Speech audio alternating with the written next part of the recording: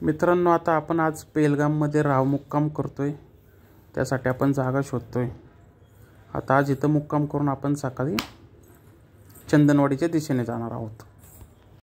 आता हे सगळे आर्मीचे कॅम्प आहे की जे बाजूचे लोक हे करतात आणि इथं राहण्याचा दुसरा पर्याय म्हणजे की ह्या लोकांचीच घरं आहे, तिथं आपण व्यवस्थित राहू शकतोय। बघू आता कुठला पर्याय व्यवस्थित वाटतोय त्याप्रमाणे आपण पाहू।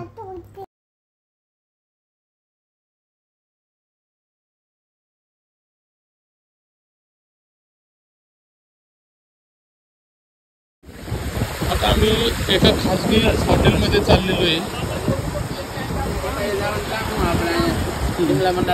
या हॉटेलचा रोड असा आहे बघा, जाताना असं मस्तपैकी धबधबे लागत आहे, मस्तपैकी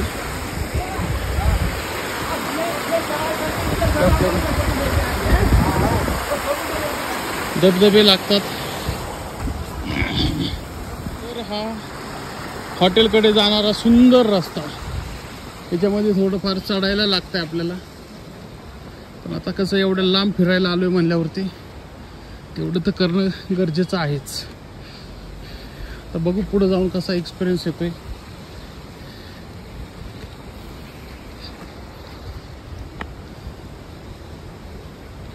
मिलिटरीला विचारलं पहिलं की आम्ही या माणसांसोबत जाऊ शकतोय का लोकल, काही अडचण नाही, ते आमच्या संपर्कातले लोक आहे म्हणल्यानंतर आम्ही पुढं निघालेलो आहोत।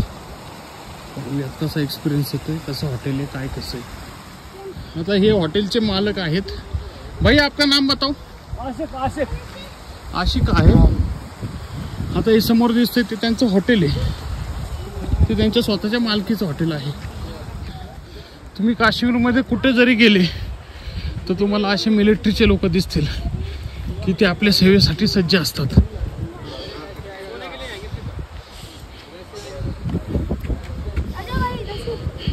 बेटा नाम बता तेरा, नाम बता। हाजिम। ओके, ठीक आहे ठीक आहे।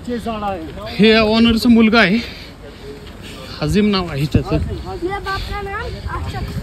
हां ठीक आहे, यही ना होगा यार। मैं मध्ये प्रवेश करत आहोत। नीचे यार देखो हमारा घर, ये शीप, देखो हां हां हां, ये आप महल सकता भी है, देखो हे त्यांचं प्रायव्हेट इन्होंने थोडक्यात धबधबा म्हणता येईल।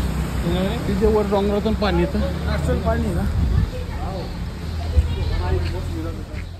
आता मस्तपैकी आता या काश्मीरच्या घरामध्ये राहून थोडंसं रिलॅक्स होऊन पेहलगाममध्ये इथं छोटं मोठं काय असेल ते फिरता येईल आणि सकाळी थोडंसं लवकर उठून चंदनवाडीच्या दिशेने जायचं आहे।